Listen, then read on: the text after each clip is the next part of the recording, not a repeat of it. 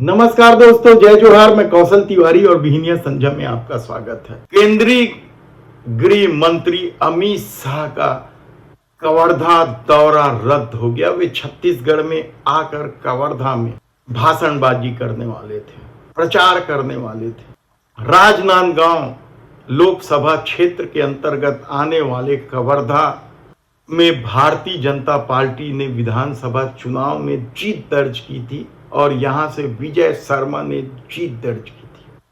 विजय शर्मा यानी शाह सरकार के गृह मंत्री, विजय शर्मा यानी डबल इंजन सरकार के उप मुख्यमंत्री।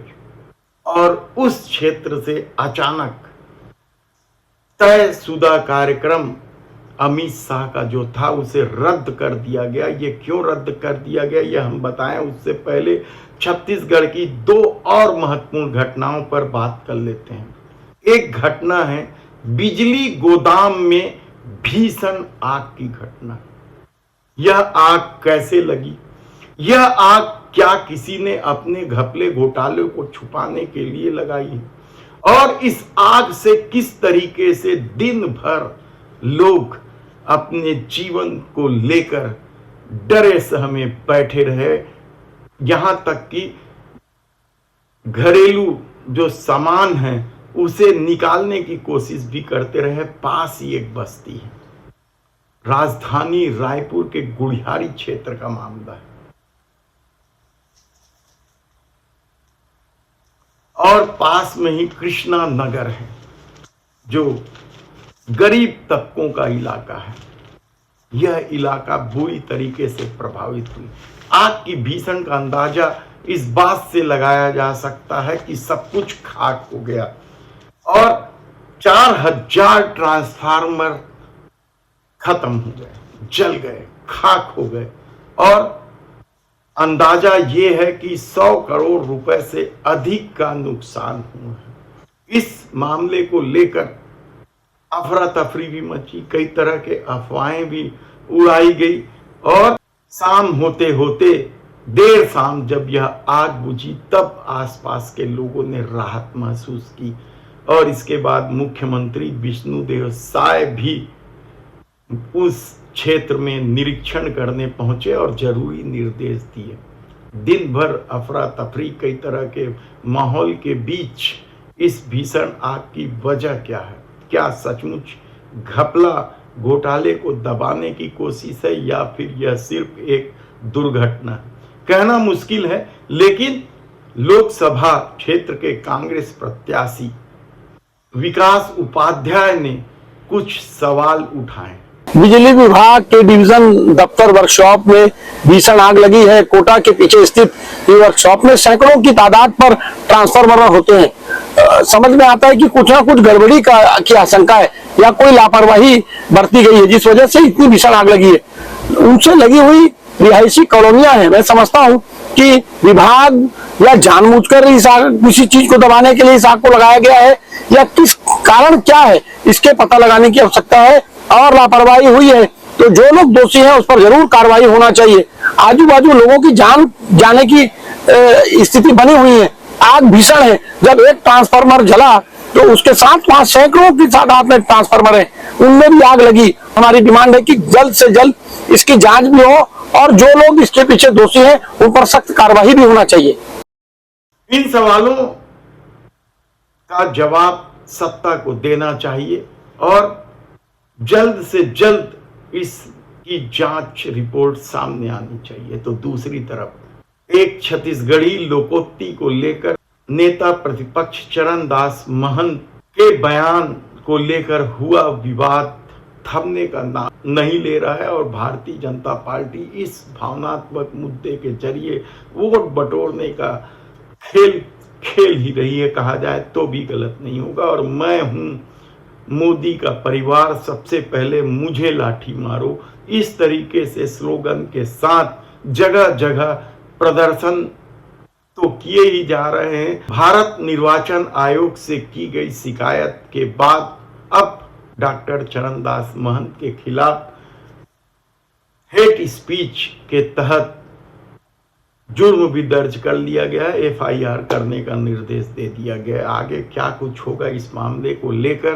कुछ लोग कह रहे हैं कि नुकसान होगा, कुछ लोग कह रहे हैं कि कोई फर्क नहीं पड़ेगा, क्योंकि अब मोदी की छवि उस तरह की नहीं है। जब मणिशंकर अय्यर ने जो बात कही थी उसके बाद मोदी की छवि निखर कर आई थी और लोग उन्हें वोट दे दिए थे, वैसी परिस्थिति नहीं है इस दौर में। जिस तरीके से चुनावी बांड के घपले घोटाले, विरोधियों को कुचलने का खेल, उन्हें जेल में डाल देने का खेल और सैकड़ों भ्रष्टाचारी जो दूसरे दलों में थे उन्हें अपने पार्टी में लाने के खेल की वजह से देश के प्रधानमंत्री नरेंद्र मोदी की वह छवि नहीं है कि कोई कुछ कह दे तो उसके सहानुभूति में उन्हें वोट मिल दे। खैर, ये सब बातें तो अपनी जगह है, लेकिन आज हम बात करेंगे कि आखिर अमित शाह का दौरा रद्द क्यों हुआ।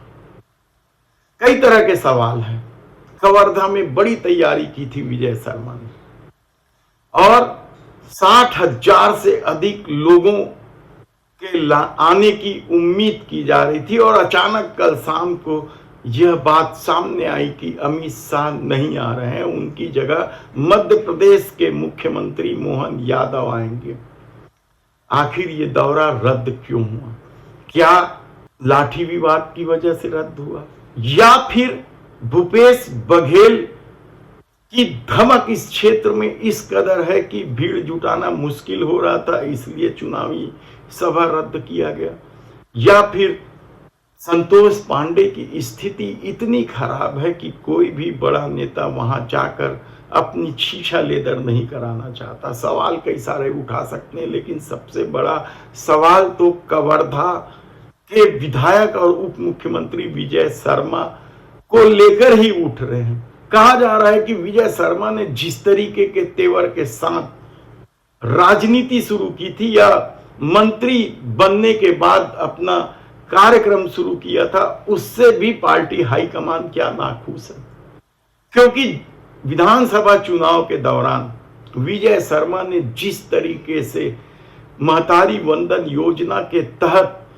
प्रत्येक महिलाओं को 1,000 रुपए महीना देने की वकालत की थी और वादा किया था और इसे मोदी की गारंटी बताई थी, लेकिन सत्ता में आने के बाद प्रत्येक महिलाओं को देने की बजाय कुछ क्राइटेरिया फिक्स करके बहुत सारे लोगों को वंचित कर दिया गया था, जबकि वे खुद साफ तौर पर वादा करते दिख रहे हैं या गारंटी देते दिख रहे हैं कि प्रत्येक महिलाओं को 1,000 रुपए महीना मिलेगा, चाहे वह कलेक्टर की पत्नी ही क्यों न हो। और अब तो इस बात की चर्चा है कि जिन्हें दूसरी योजनाओं से पैसा मिल रहा है उसमें भी कटौती करके, यानी महतारी नारी वंदन योजना में पूरे 1,000 देने की बजाय उसके जो अंतर की राशि है वह दी जा रही है और इससे भी बहुत सारी महिलाएं नाराज हैं।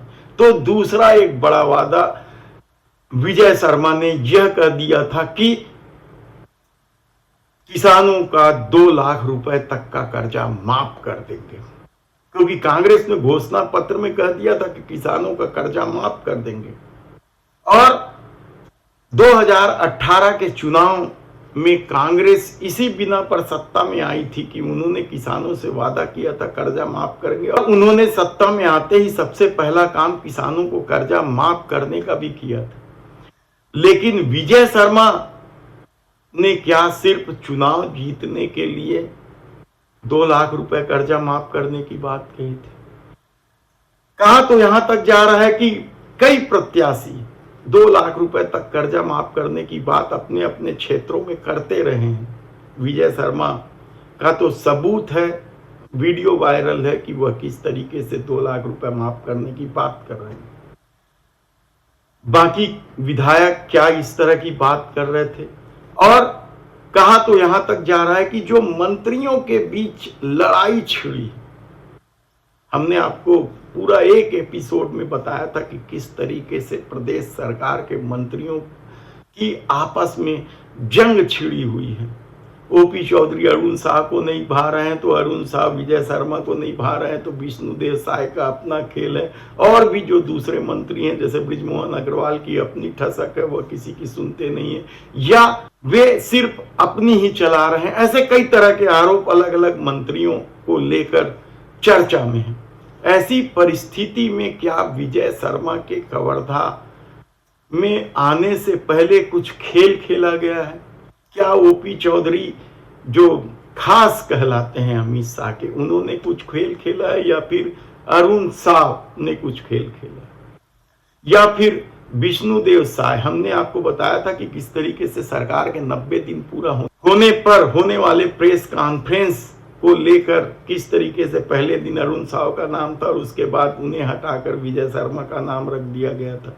यानी आप सोचिए कि प्रदेश सरकार के मंत्रियों के बीच जो जंग छिड़ी है, और अमित शाह को क्या कोई ऐसी रिपोर्ट भेजी गई थी जिसकी वजह से अमित शाह ने अचानक दौरा स्थगित कर दिया? कहा तो यहां तक जा रहा है कि राहुल गांधी ने जो न्याय पत्र जारी किया और जिस तेवर के साथ यह न्याय पत्र जारी हुआ है, उससे भारतीय जनता पार्टी के खेमे में भी हड़कंप है। लेकिन असली वजह क्या हो सकती है, इसकी जानकारी तो अमित शाह ही दे सकते हैं।